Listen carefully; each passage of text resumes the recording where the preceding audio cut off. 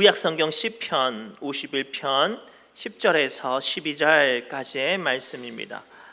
시편 51편 10절에서 12절까지의 말씀을 우리 한 마음과 한 목소리로 천천히 마음을 다해서 합독합니다.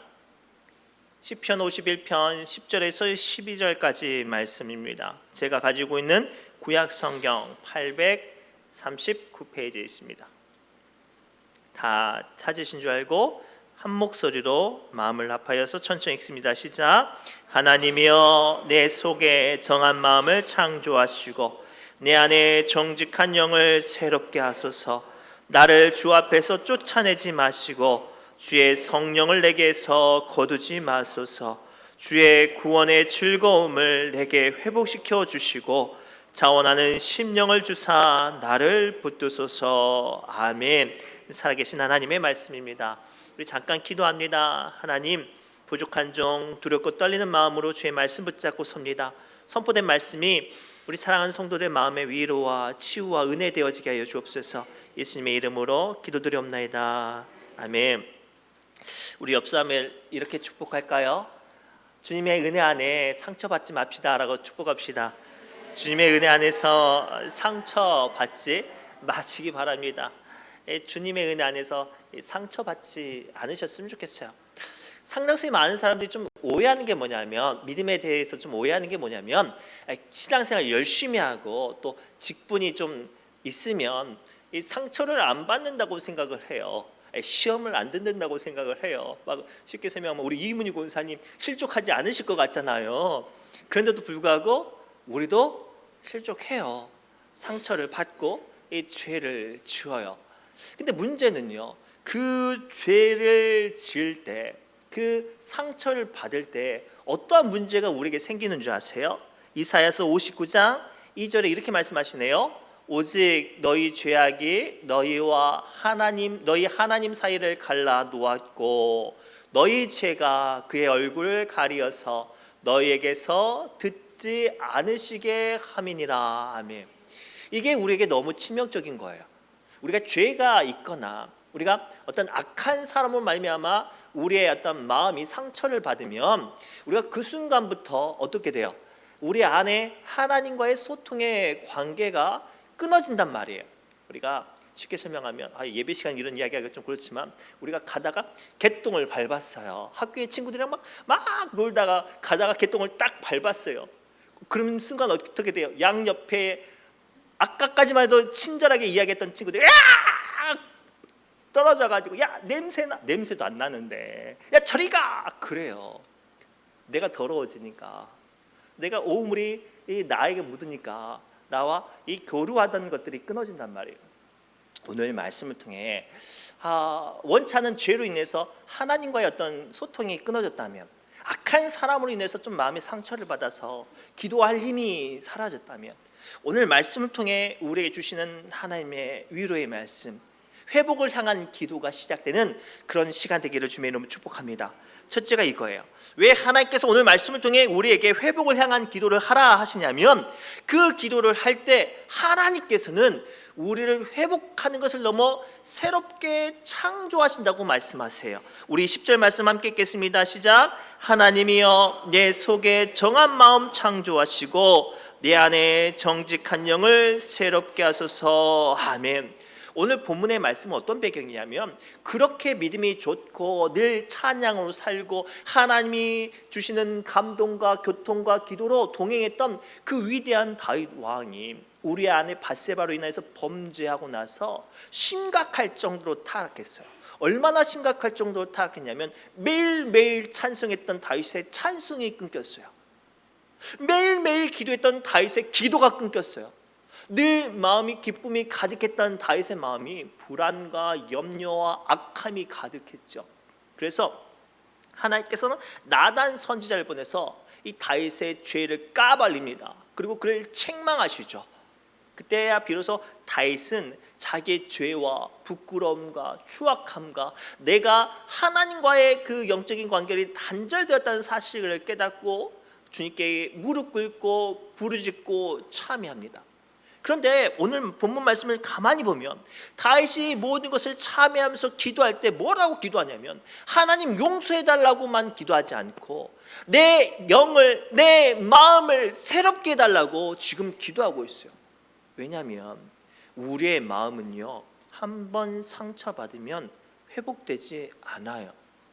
제가 가끔 가다가 우리 이제 은퇴하신 장로님이나 노 권사님들 만나시면 하는 매뉴얼이 있어요. 예전에 신앙생활하다가 받았던 상처, 받았던 서러움 있잖아요. 그거 대신방 할 때마다 말씀을 하세요. 왜요? 그 마음이 회복되지가 않거든요. 오늘 본문의 다윗도요, 자기가 지었던 끔찍한 죄가 잊혀지지가 않은 거예요.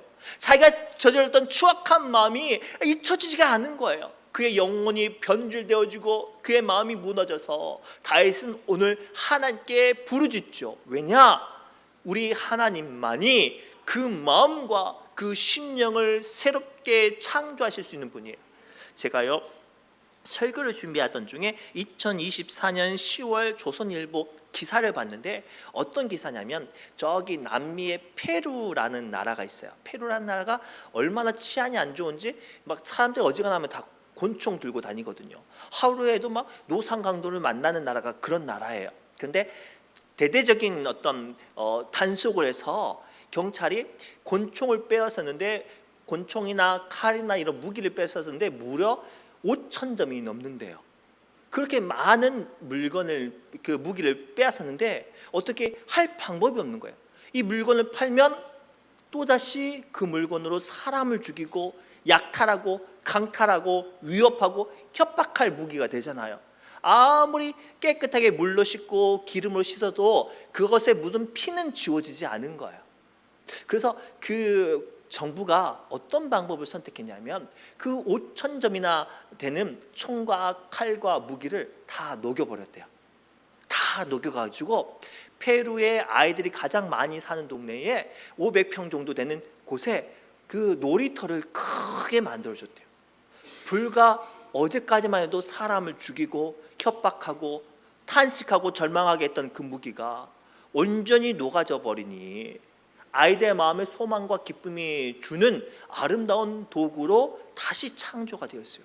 사랑하는 성도 여러분, 우리가요, 죄를 지었거나 내 마음에 상처가 있거나 내 안에 있던 어떤 감정들이 악한 것으로 흘러갈 때 우리는 하나님께 부르짖고 하나님을 의지하고 하나님께 간구해야 돼요. 뭐를 간구해야 되는가? 주님, 나 좀 새롭게 해주세요.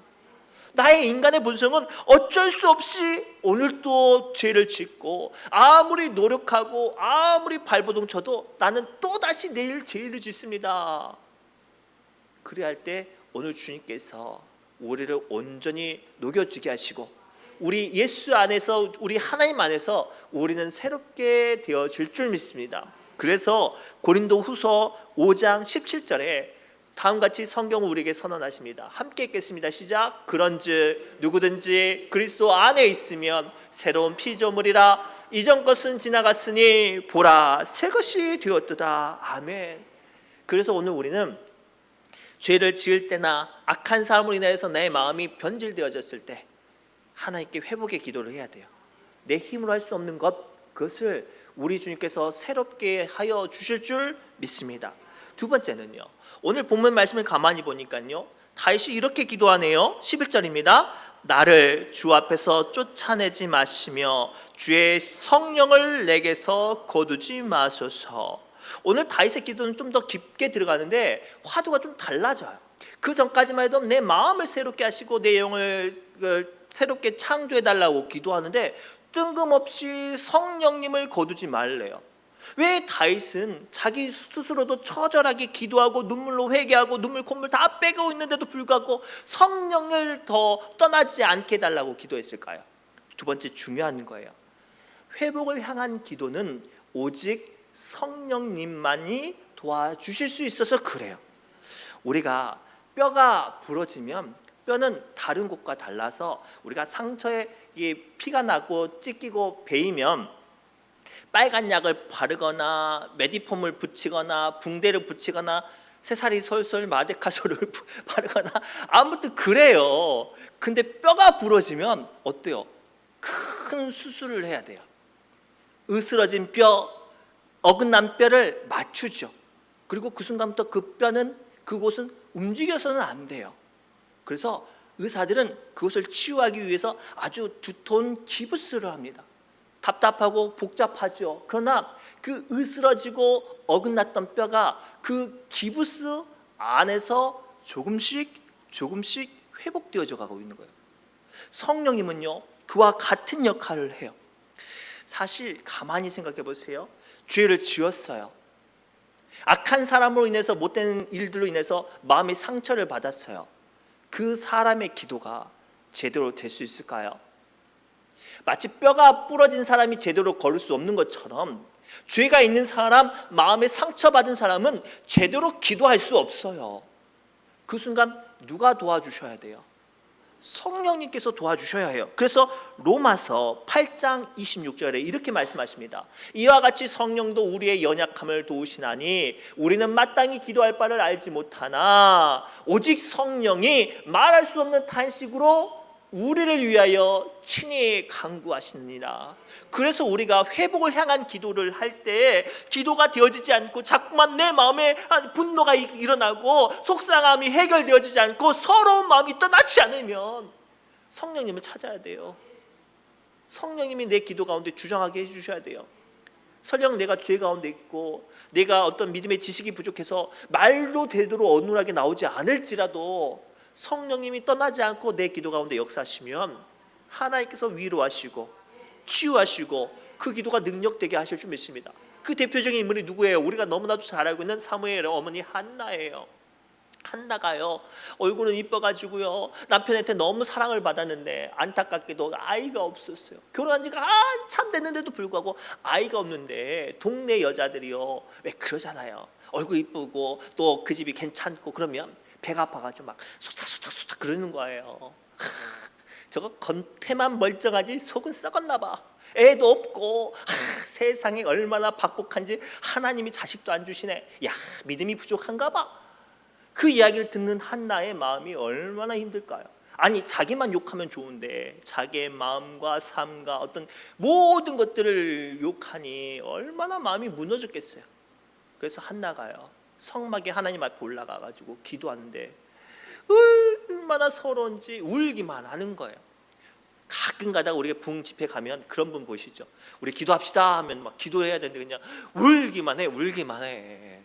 그러면 속으로 저건 뭔 사연이 있어서 저렇게 우는가? 아니, 성령님께서 그 마음을 만지시는 거예요. 말이 안 나와도 성령님께서 그 마음을 만지시니까 울어도 그 울음이 언어가 되어지고, 통곡해도 그것이 부르짖음이 되어지고, 서럽게 흐느껴도 그것이 하나님께 하소연이 되는 거예요.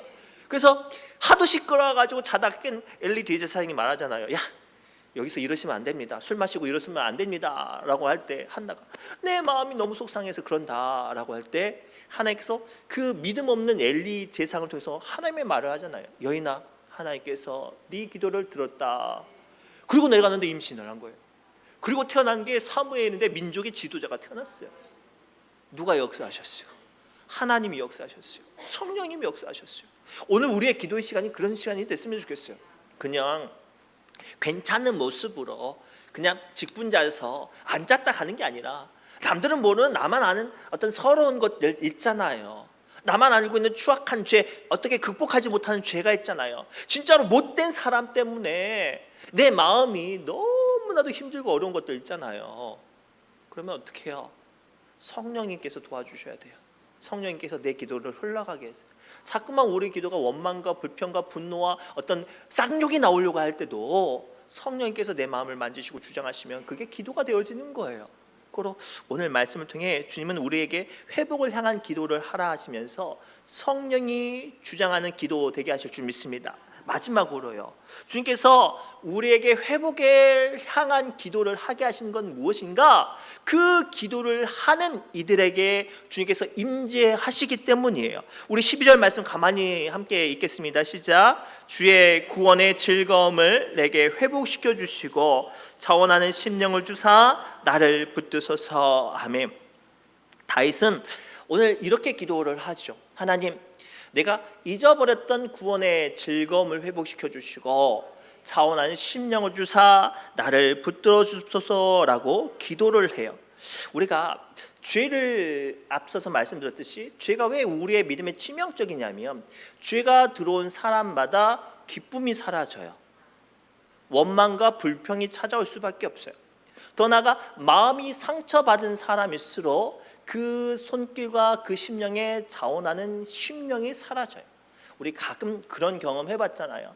붕집회나 말씀이나 기도하다가 크게 은혜 받아가지고 나 혼자 하나님께 서운할 때가 있어요. 하나님, 내가 오늘부터는요, 내가 죽는 날까지 우리 교회에 쓰레기 내가 버릴게요. 내 청소 내가 할게요. 아니 내가 우리 성도님들 식사하고 나시면 이 밥상은 내가 닦을게요. 나만 아는 하나님과의 어떤 소원, 이렇게 자원하는 마음이 있잖아요.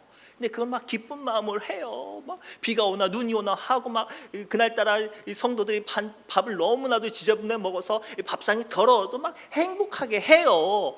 그런데 가끔가다 속없는 것이 지나가면, 야, 너 그렇게 똑바로 못할래? 여기 안 닦였잖아. 그럼 어때요? 상처를 받아요. 그 속은 못해. 아, 나 이제 네가 해라. 그래요. 이게 안 해. 그래요. 죄가 왜 치명적이냐면, 마음의 상처가 왜 치명적이냐면 하나님이 주신 구원의 기쁨을 잃어버리게 해요. 더 나아가 자원하는 마음이 사라지게 해요. 사실 다윗이 어떤 사람입니까?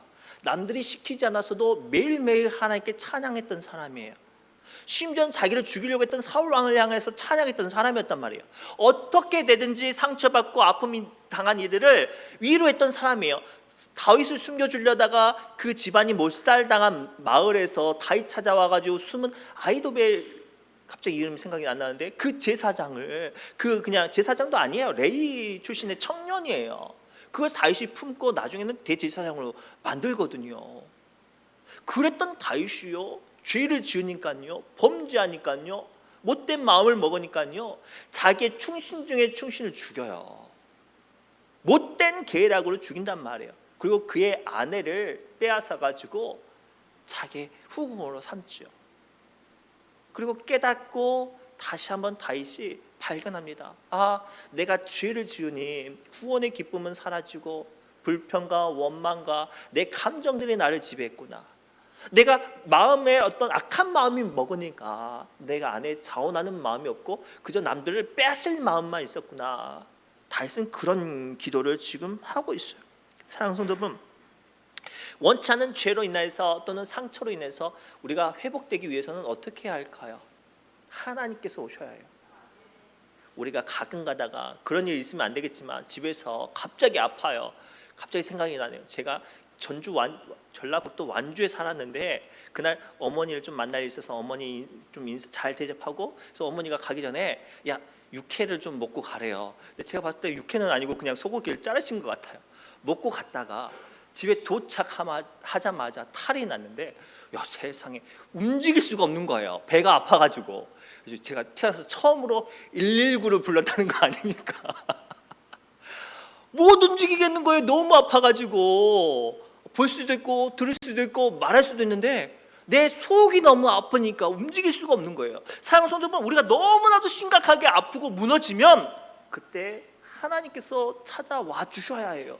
그래서 그 순간 우리는 절망하고 무너질 것이 아니라 하나님께서 찾아와 주시도록 기도해야 돼요. 그 대표적인 인물이 누군지 아세요? 엘리야예요. 엘리야가 얼마나 백성들을 위해서 헌신했어요. 혼자 바알과 아세아 선지자 850명과 맞짱 떴어요. 하나님의 믿음을 지키고 이스라엘 백성들을 위해서 살리기 위해서 그 일을 했단 말이에요. 거기서 그치지 않고요, 3년 6개월 동안 내리지 않았던 비 다시 내리게 하려고요, 무려 7번이 넘도록 계속 기도를 했어요. 그렇게 민족을 사랑하고 헌신했으면 이 도와주고 살펴줘야 되잖아요. 근데 못된 여왕 이세벨이 이 법을 선포하고 이 엘리사를 공개 수배를 해요. 엘리사를 잡으면 반드시 죽이겠다고. 엘리사의 마음이 너무나도 힘들었던 게 뭐였냐면 그 이세벨 여왕이 자기를 죽이려 했다라는 소식보다 그렇게 자기가 헌신적으로 애쓰고 수고하고 발버둥 쳤던 이스라엘 민족 단 한 사람도 엘리야를 대변하지 않았어요. 엘리야를 위로하지 않았단 말이에요. 그래서 엘리야가 속상해서 뭐라고 말을 해요? 로뎀 나무 아래서 하나님 나 죽겠습니다. 하나님 제대로 믿는 사람, 정직한 사람 나밖에 없습니다 라고 절망했을 때, 움직일 힘이 없어서 거기서 누워만 있을 때 하나님께서 그런 엘리야를 찾아와 주셨어요. 오늘 이 기도의 우리의 기도의 시간이 이런 시간이 됐으면 좋겠어요. 하나님, 내가 회복되기 원하는데 내 마음이 움직여지지가 않아요. 내 몸이 움직여지지가 않아요. 주님, 내 안에 찾아와 주셔서 내가 회복되게 해달라고 기도하시기 바랍니다. 그래야 할 때 나는 알 수 없지만 하실 수 있는 하나님께서 우리의 삶을 바꾸고 우리의 기도를 바꾸고 우리의 심령을 치유하고 우리의 마음을 회복시켜 주실 수 있습니다. 그래서 예수님께서 뭐라고 말씀하시냐면 사람은 할 수 없으나 하나님은 하실 수 있다라고 말씀하시죠. 그리고 오늘 이 시간 우리가 어떻게 기도해야 될까요? 힘들고 아플수록 하나님을 부르고 하나님을 내 마음에 모셔야 해요. 그리할 때 주님께서 우리를 치유해 주신 줄 믿습니다. 그래서 호세아서 6장 1절에 이렇게 말씀하시죠. 함께 읽겠습니다. 오라 우리가 여호와께로 돌아가자. 여호와께서 우리를 찢으셨으나 도로 낫게 하여 하실 것이요 우리를 치셨으나 싸매어 주실 것임이라. 아멘. 오늘 시간은 그런 시간이에요. 어디 마음이 아프고 죄가 있어서 여기저기 누군가 내 마음을 좀 달래줄 사람 찾지 마시고 하나님 내 마음에 와셔서 죽은 내 영 새롭게 하시고 나의 상처받은 마음 회복시켜 달라고 이 시간 찬양 가운데 뜨겁게 기도하시기를 바랍니다. 기도합니다. 하나님, 오늘 주신 말씀을 붙잡고 추악한 죄로 인해서 악한 사람으로 인해서 상처받은 마음들 이 시간 위로하여 주시고 친히 찾아와 주셔서 우리 안에 거하셔서 하나님 회복시켜 주옵소서. 모든 말씀 예수님의 이름으로 간절히 기도드리옵나이다. 우리 주님 내 안에 찬송하며 기도의 자리로 나갑니다.